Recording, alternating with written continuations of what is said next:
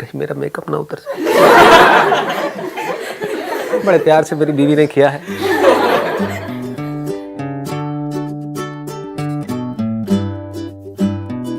Question कि how to maintain the emotional stability, that is a big issue. मतलब emotions में जो उथल पुथल होते रहते हैं उसको हम कैसे स्टेबल रखें। सो ओवर थिंकिंग, लाइक कुछ भी चीज़ हो उसके बारे में हम सोचते रहते हैं, मतलब उस टाइम वो काम छोड़ के दूसरे काम की तरफ कैसे जाए। Good question. मतलब कि over thinking, the problem of over thinking, कि हम सोचते बहुत ज़्यादा हैं, करते बहुत कम है। तो ऐसा कैसे हो कि हम उतना ही सोचें जितना हमको करना है, ना उससे ज़्यादा ना उससे कम। सर मैं एक चीज़ जानना चाहता हूँ, आपने हमेशा कहा कि अपनी इंटरनल वॉइस को सुनो, इंटरनल वॉइस को सुनो, बट सर हमारा इंटरेस्ट है वो चेंज होता रहता है। Sir how to stay on that कि मतलब हम एक पे फोकस कर सकें। जस्ट हमने 2 दिन फोकस किया, 3 दिन फोकस किया, प्रॉब्लम आई, हमने उसे छोड़ दिया। ठीक है, मतलब आप ये कह रहे हो कि मैं कहता हूँ कि अपने अंदर की आवाज़ को सुनो, लेकिन हमारे अंदर की आवाज़ रोज़ बदलती रहती है ना। रोज़ कोई नया आइडिया आ जाता है, फिर जो पुराना है वो पीछे चला जाता है, फिर वहाँ पर कोई प्रॉब्लम आती है, फिर वहाँ से ध्यान हट जाता है, फिर कोई नया आइडिया हमको अट्रैक्ट कर लेता है। मतलब हम किसी भी एक चीज़ में एक्सीलेंस को अचीव नहीं कर पाते। That is what you are asking, right? The same is my question. हाँ, कि हम उसके एंड तक नहीं जा पाते। एंड तक जाने का मतलब है उसमें सक्सेसफुल नहीं हो पाते। जैसे हमारी अपब्रिंगिंग होती है तो वैसे ही हमारी थिंकिंग बन जाती है, तो वो चेंज नहीं हो पाती। जैसे हमारे पेरेंट्स की थिंकिंग जैसी होती है वो हम चेंज नहीं कर पाते। जैसे उनकी एक ही बात है कि यही रास्ता है और ऐसी सक्सेस मिलेगी, तो वो ना चेंज होना चाहते हैं और वो हमारी ऐसे करते हैं कि हम भी चेंज नहीं कर पाते उनकी वजह से। तो हमारी थिंकिंग एक ही रास्ते पे चलती है कि अब यही चीज़ है और ऐसे ही होगा, तो एक पर्टिकुलर माइंडसेट बन जाता है हमारा, तो वो चेंज नहीं हो पाता है। आप क्वेश्चन ये पूछ रहे हो कि किस तरह से हम अपनी थिंकिंग को उससे अलग करें, क्योंकि उस थिंकिंग का हमको कुछ बेनिफिट नज़र नहीं आ रहा है। क्योंकि हम उनकी लाइफ को ध्यान से अगर ऑब्जर्व करेंगे तो हमको उनकी लाइफ में कुछ बहुत मज़ेदार नहीं नज़र आ रहा है। तो अब हम इससे ये आइडिया लगा सकते हैं कि अगर हमारी थिंकिंग भी वैसी ही रही जैसी उनकी थी या उनकी है, तो हमारे साथ भी वही होने वाला है जो उनके साथ हुआ है या हो रहा है। तो क्या हम चाहते हैं हमारी लाइफ बिल्कुल वैसी हो जैसी आपकी पेरेंट्स की है? हाँ, तो ये पहला स्टेप है। द मोमेंट यू से नो, तो अब यहां से आपकी थिंकिंग बदलने लग जाती है। अदरवाइज आपके जो डिसीजंस होंगे वो फियर के ऊपर होंगे। नहीं तो आप क्या कहोगे कि नहीं, घर वाले जो कह रहे हैं वो कर लो। पहले आपको ये पूछना, हाँ ठीक है कर तो लो, वो तो एक सेफ एंड सिक्योर ऑप्शन है कि जो वो कह रहे हैं चुपचाप करते चले जाओ। लेकिन उससे होगा क्या? उससे मान लो आपको एक ऐसी लाइफ मिल जाएगी जैसी आपके पेरेंट्स की है, तो क्या आपको वैसी लाइफ चाहिए? अगर चाहिए तो कोई प्रॉब्लम नहीं है। I am not judging somebody. हो सकता है आप कहो हाँ ठीक है मुझे ऐसी ही लाइफ चाहिए, देयर इज नो प्रॉब्लम। फिर ये क्वेश्चन इररिलेवेंट हो जाता है वहां पर। बट द मोमेंट यू से नहीं मुझे ऐसी लाइफ तो बिल्कुल नहीं चाहिए, नहीं चाहिए, है ना, ऐसी नहीं चाहिए कि मैं थकना नहीं है जिंदगी में, कि एज चाहे कितनी भी हो जाए डरना नहीं है जिंदगी में, रिस्क लेने से नहीं डरना है, फेलियर से नहीं डरना है। अगर हमें ऐसा बनना है तो इसका मतलब हमारी थिंकिंग उनसे बिल्कुल अलग होनी चाहिए। क्योंकि अगर वो अपनी लाइफ से खुश नहीं है अपनी थिंकिंग की वजह से, अपने एक्शंस की वजह से, तो अगर आपकी वैसी थिंकिंग है वैसी एक्शंस है तो आपको भी खुशी मिलने वाली नहीं है। तो ये आपको डिसीजन लेना है। The moment you take this decision, तो यहां से एक नई एक थॉट प्रोसेस शुरू हो जाती है। आप बहुत देर से खड़े हुए हो, please have a seat. Let's give a big hand for her.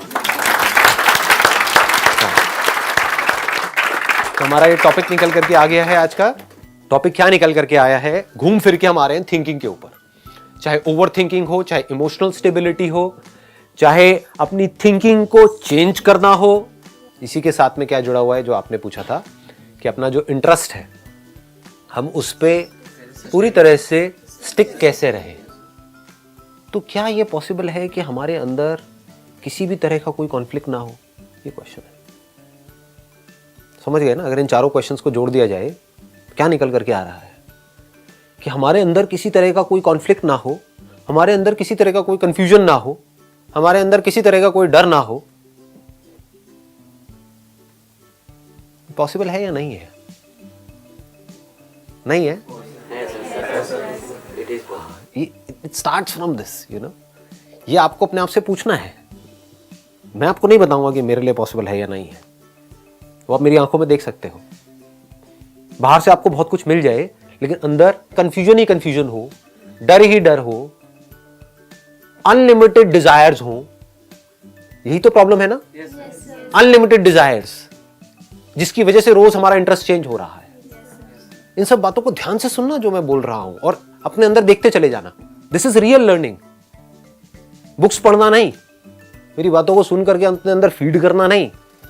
आप लोगों के माइंड में कई बार आता होगा कि क्या कोई ऐसा तरीका है कि मेरी बातें जब आपको जरूरत पड़ती है तो वो बातें याद रहें। आता है कभी किसी के माइंड में कि जब सुनते हैं तब तो सब कुछ बड़ा सही हो जाता है, लेकिन कुछ दिन बाद जब वापस से अपनी लाइफ में जाते हैं, जब उस सिचुएशन में जाकर के हम फंसते हैं तो सब भूल जाते हैं।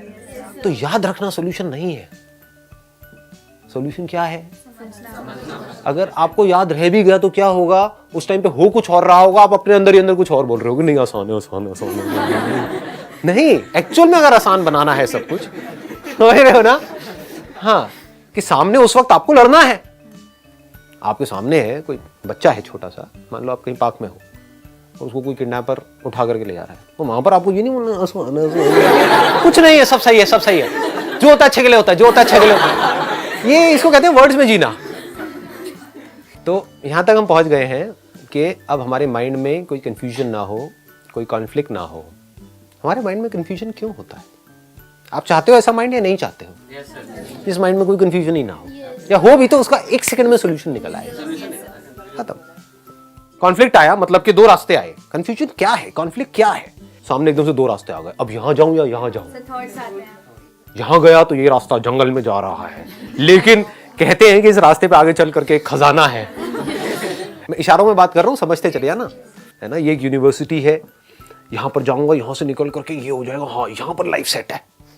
लेकिन ये एक ऐसा रास्ता है जो मेरे घर वाले कह रहे हैं, लेकिन पता नहीं यहां पर क्या होने वाला है। समझ गए ना? फंस गए। अब यहां पर आप फंसे हुए, तो ये क्या है? कंफ्यूजन ही है ना चारों तरफ। इसका सोल्यूशन क्या है? बताओ जी, लगाओ दिमाग। और ये मुझे लगता है कि अगर हम कंफ्यूज हैं ऐसे दो रास्तों पे, तो अगर हमारा मन है कि ठीक है ये रास्ता बिल्कुल परफेक्ट है हमारे लिए, तो हमें चले जाना चाहिए।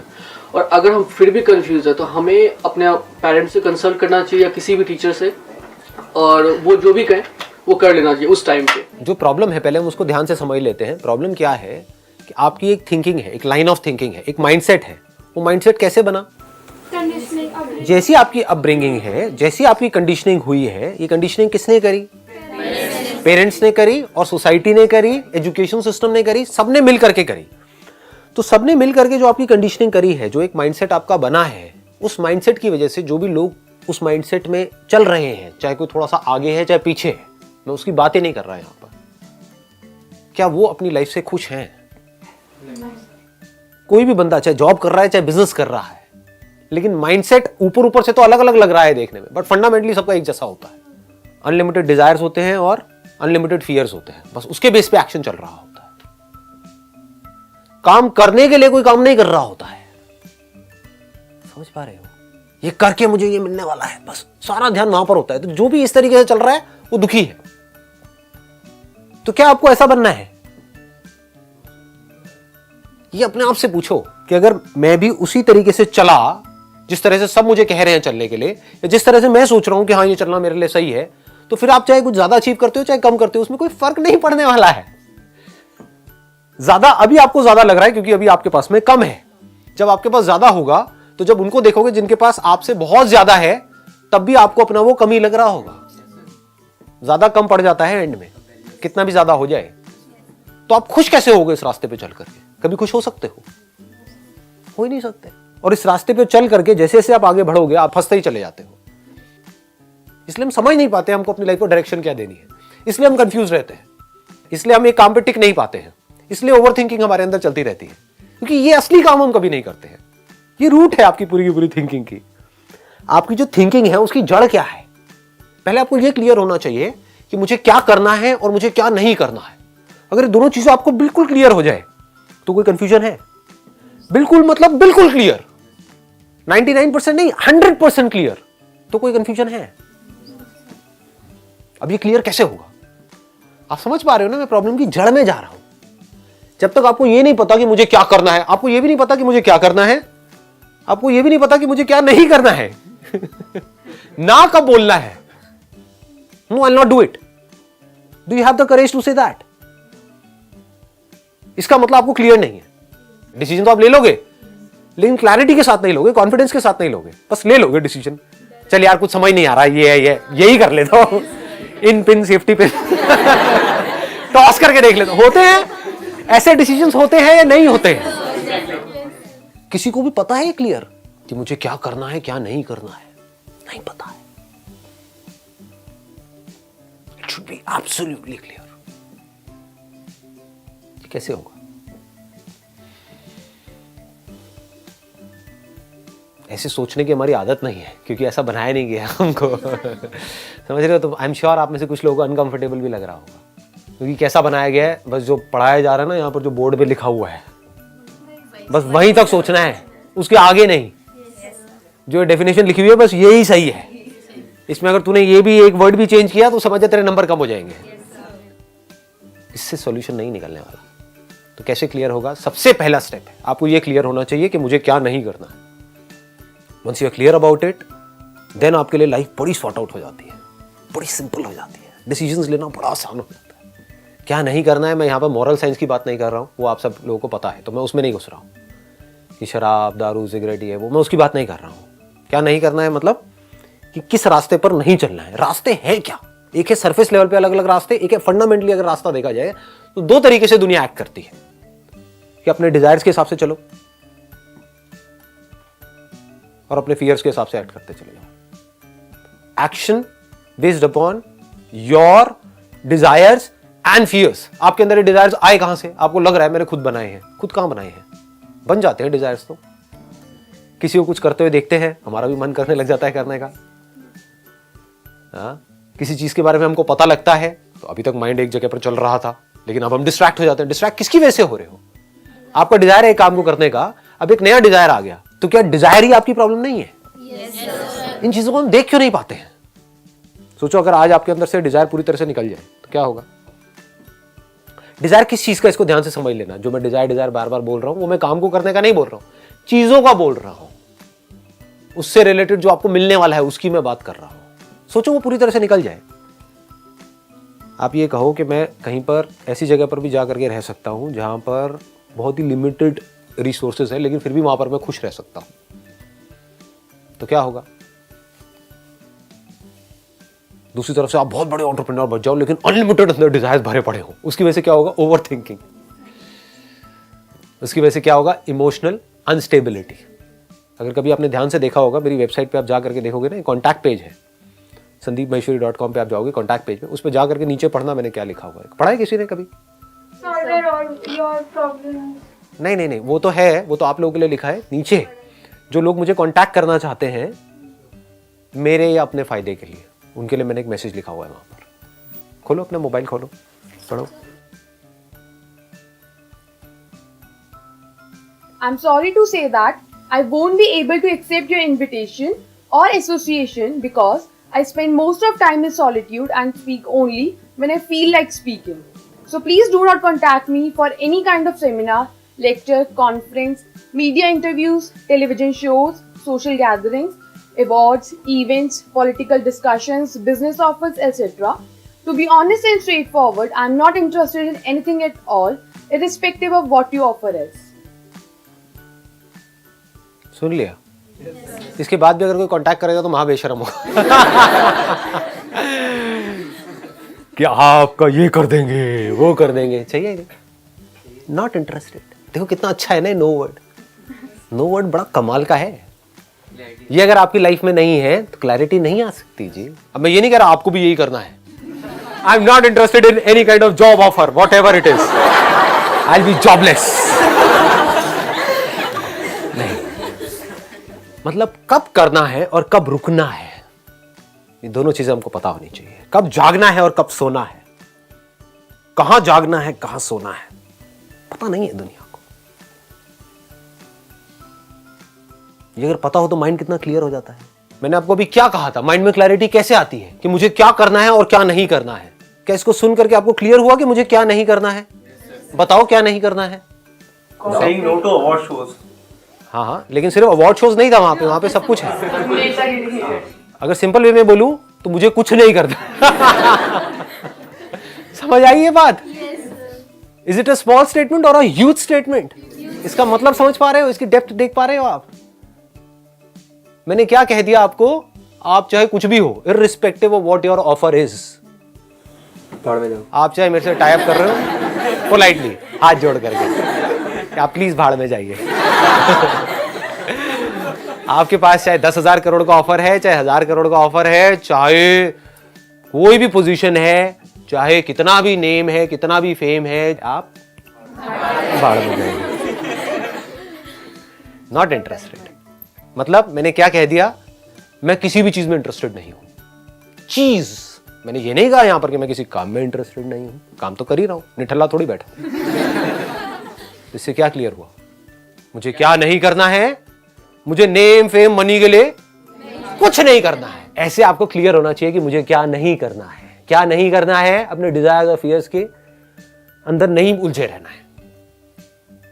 अगर आपके अंदर कोई भी डिजायर है किसी भी तरह का, किसी भी चीज का, तो आप समझ जाओ कि आपकी डोर आपके हाथ में नहीं है, किसी और के हाथ में है। आप एक गरीब घर से हो और आपके अंदर है, या एक मिडिल क्लास बैकग्राउंड से और आपके अंदर है कि मेरे को ना बढ़िया से बढ़िया गाड़ियों में घूमना है, और आपके किसी दोस्त को समझ आ गया कि इसको शौक है इस गाड़ी में घूमने का, इस बंदे को, और मैं घुमा रहा हूं इसको, यह है क्या, 2 कौड़ी का है नहीं। तो अब अगर वो आपको कहेगा कि चल मेरे साथ में वहां पार्टी में चलना है तेरे को, आप मना करोगे? फिर आपको कहेगा आपको ये ड्रग्स लेनी पड़ेंगी, मना करोगे? क्या बोलोगे कि नहीं मेरे पापा मम्मी मना करते हैं, अरे छोड़ना, क्या बच्चों ऐसी बातें कर रहा है, बेवकूफ है क्या, लगा ले, थोड़े से में कुछ नहीं होता है। ये चीजें छोटे लेवल पे भी होती है, बड़े लेवल पे भी होती है। आप एक बहुत बड़े सेलिब्रिटी बन गए, अब अगर आपके अंदर डिजायर्स हैं कि मुझे अब ये करना है, ये करना है, वो करना है, इस बैनर के अंदर भी आना है, ये भी वो भी वो भी, तो अब उस बैनर का जो बंदा हेड है वो आपको नचाएगा, आप उसकी कठपुतली बन गए। तेरे को मेरी इस पार्टी में आना पड़ेगा, जो मैं कह रहा हूं वो करना पड़ेगा, सुबह इतने बजे तक रुकना पड़ेगा, यहां जाना पड़ेगा, वहां आना पड़ेगा, ये करना पड़ेगा। क्या हो, गुलाम बन गए। You'll be a slave। आप किसके गुलाम हो? आपको लग रहा है आप उसके हो, नहीं, आप अपने ही डिजायर्स के गुलाम हो। पहले मेरे पास में बाइक थी, अब मेरे पास में छोटी गाड़ी आ गई, बस अब एक बड़ी गाड़ी और लेनी है ना, बस यहां पर इतना इतना और हो जाए, तो उसके लिए मुझे एक प्रमोशन और चाहिए, और अगर मुझे इस जॉब से निकाल दिया तो क्या होगा? यही जी रहे हो, पूरी दुनिया ऐसे ही जी रही है, खच्चरों की तरह। खच्चर का मतलब क्या है? खच्चर का मतलब वो नहीं है जो गरीब है। ऐसे बहुत लोग हैं जिनको मैं जानता हूं, जिनकी मैं बहुत रिस्पेक्ट करता हूं, जो जिनके पास में कुछ भी नहीं है, आप कह सकते हो फकीर है, उनके पास में घंटों बैठा रह सकता हूं, मजा आता है बैठना। और दूसरी तरफ से ऐसे हैं जो करोड़पति हैं, अरबपति हैं, मिलता हूं तो कुछ नहीं है, खोखले हैं अंदर से।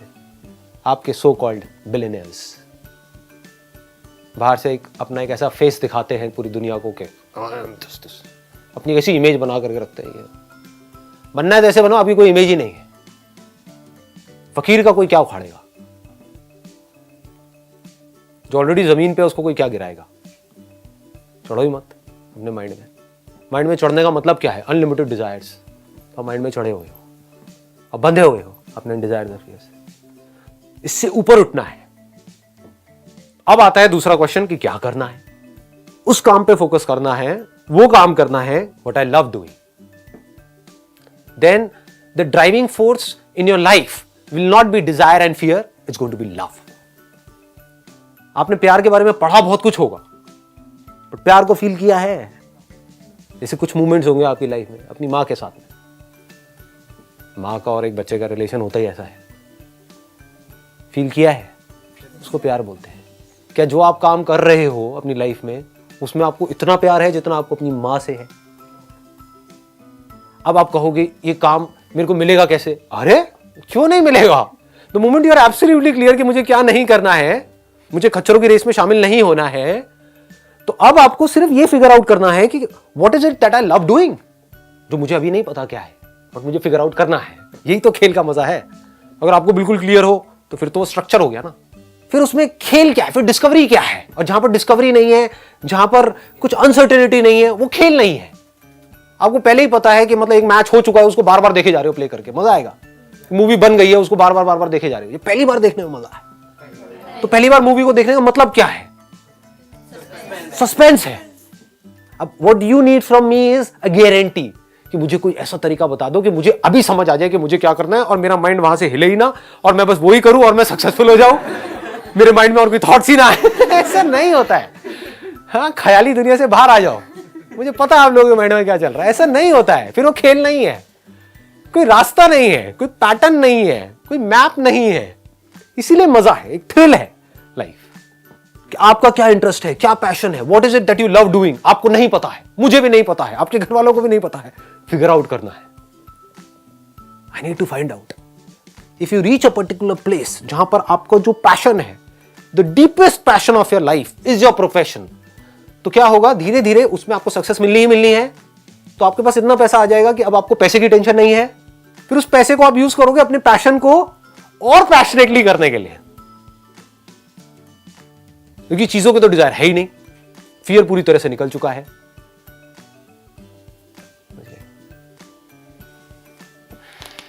Wish you all the very best. Thank you so much.